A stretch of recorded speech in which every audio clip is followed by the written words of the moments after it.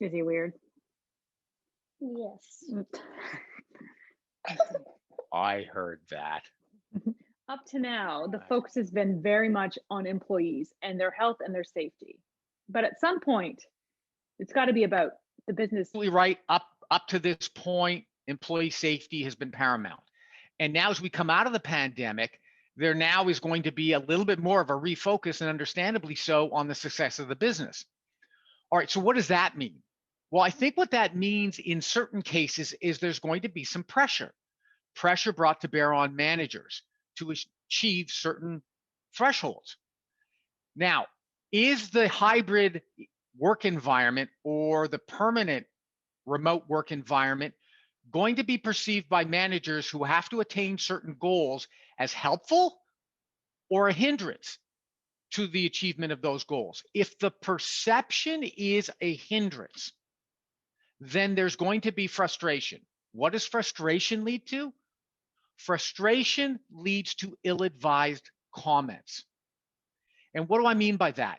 Let's say the manager is of the view that a given employee's performance is deteriorating because she's very supportive and is elected to work on a hybrid basis or even permanent basis remotely.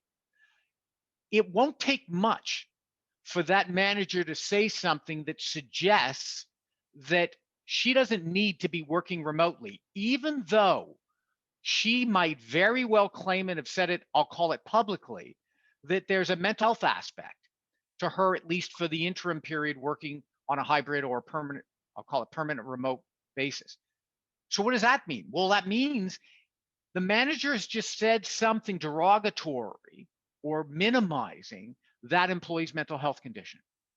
What does that mean at performance review time?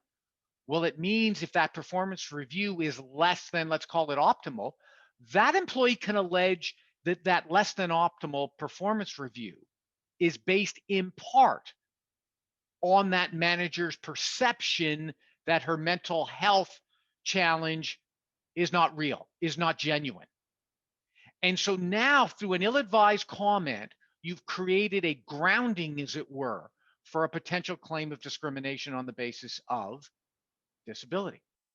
We're asking managers to operate in a brand new world with the same expectations that existed pre-pandemic, or in fact, maybe greater expectations. The combination of the two may give rise to, of course, issues as we've just chatted about. So what does an employer need to do? Coach. You need to coach managers to appreciate that they need to ensure that their own personal frustration doesn't give rise to any ill-advised comments, because those can be very damaging. Funny for this one to an employer. Let's not do any.